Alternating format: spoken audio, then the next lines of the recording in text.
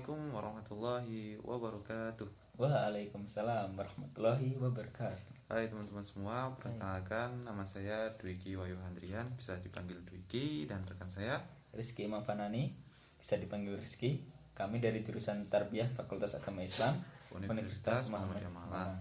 Nah, pada kesempatan kali ini kami memenuhi tugas tentang perkembangan pemikiran Islam di Timur Tengah. Nah, kita bahas salah satu tokoh yaitu Muhammad bin Abdul Wahab.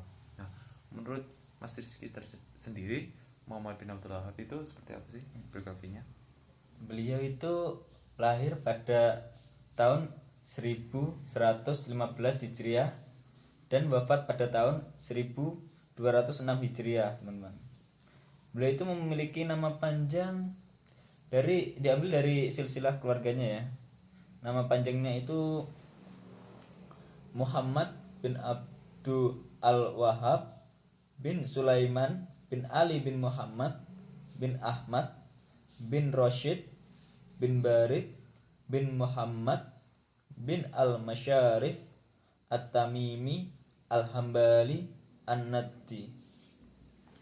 Beliau itu merupakan seorang tokoh teologi agama Islam dan juga pernah menjabat sebagai pemimpin gerakan keagamaan sebagai Musfi Daulah Saudiyah yang kita kenal sekarang sebagai Kerajaan Arab Saudi.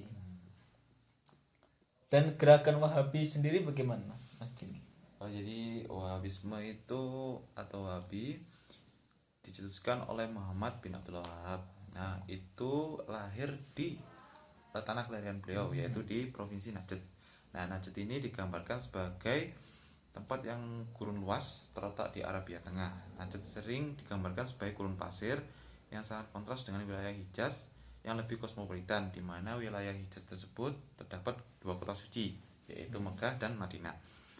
Sementara Hijaz telah berada di garis depan perdagangan internasional dan pertukaran pendidikan, Najd secara tradisional dianggap sebagai wilayah yang lebih terisolasi, terpencil, dan jauh dari jalur kafilah.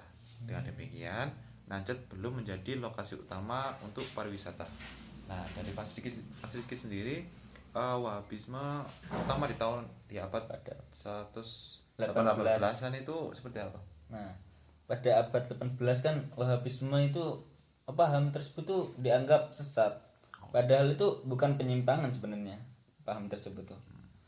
Malah paham tersebut itu, paham Wahabisme itu merupakan tren pemikiran yang terlihat dalam gerakan reformasi kontemporer dan menunjukkan bahwasanya paham tersebut itu bukanlah sesat, melainkan tuh malah sebaliknya.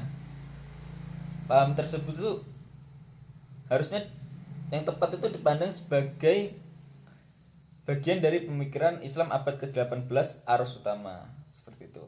Oh, jadi ada pandangan orang yang menganggap Wahabisme itu sesat, tidak betul ya? Iya. Dan dari perjalanan belajar Muhammad bin Abdul Wahab sendiri itu bagaimana, Mas Didi? Jadi Muhammad bin Abdul Wahab itu berasal dari Madinah tentang perjalanan untuk pendidikannya. Kemudian dia hijrah ke Basra. Jadi Basra itu terletak di pusat negara Irak, di mana dia studi tentang hadis dan fikih di sana dengan seorang yang bernama Muhammad Al-Majmu'i. Dia adalah seorang sarjana dan juga pengajar di suatu madrasah. Dia juga bertemu dengan Ibnu Syaf dan Al-Sindi.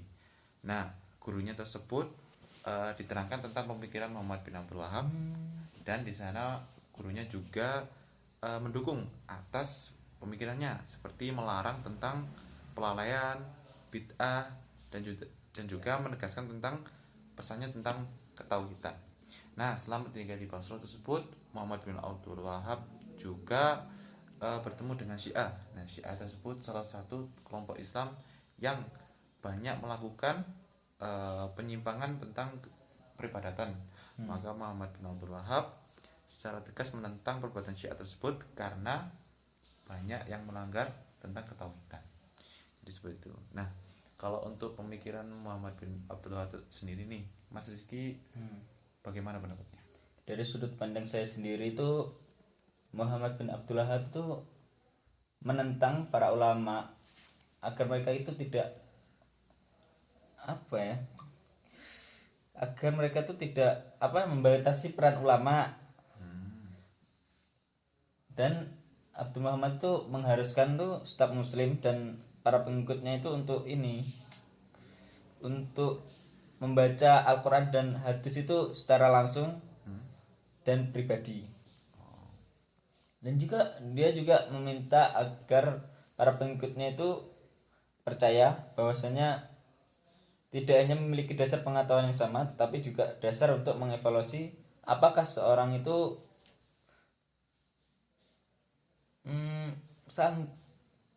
apakah seorang itu dapat pantas mendapatkan gelar sebagai alim. Dan Ibnu Abdul Wahab sendiri itu khawatir akan para ulama, terhadap para ulama itu kurang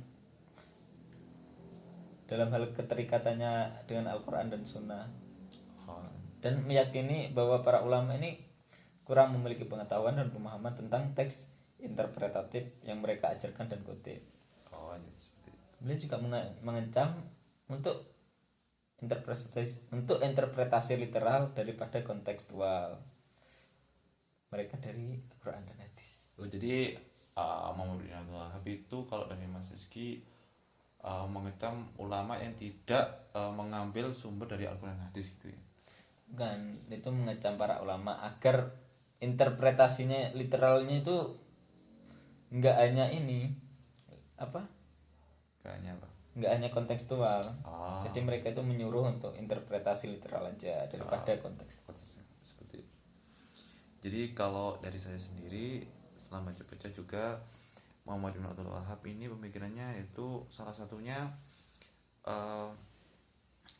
mengkritik ya para ulama yang mendahulukan adat istiadat, tradisi dan tafsir serta keyakinan mereka sendiri di atas hukum Islam. Dia menuduh ulama memutuskan untuk mendukung pendapat atau kebiasaan hukum tertentu. Mereka mengubah pendapat menjadi pendapat mereka sendiri, tidak sesuai dengan arahan dari sang kuasa yang sempurna. Jadi Muhammad bin Abdul Wahab ini menganggap bahwa perilaku ulama seperti ini memalukan ya, karena menempatkan manusia pada tingkatan yang sama dengan sang ilahi. Jadi ini tidak sesuai dengan apa yang diajarkan oleh Nabi Muhammad dan para sahabatnya. Dia mencelakan perilaku tersebut dan melarang pengikutnya untuk mematuhi ulama-ulama seperti ini karena tidak sesuai dengan ajaran Islam. Jadi seperti itu. Jadi kenapa Wahabi itu menentang para ulama ya karena para ulamanya itu seperti itu. Iya, jadi terlalu mengajarkan kepada orang itu sesuai dengan adat istiadat, tapi tidak sesuai dengan ajaran agama Islam yang dimana pedomannya yaitu Al-Quran dan hadis. Seperti itu mungkin ya. Ya itulah tadi pembicaraan mengenai pemikiran dari seorang Muhammad bin Abdul Wahab. Jadi jika ada lebihnya itu dari Allah, jika ada salahnya itu murni dari kami, mohon dimaafkan. Sekian dari kami. Assalamualaikum warahmatullahi wabarakatuh. Jangan lupa di like.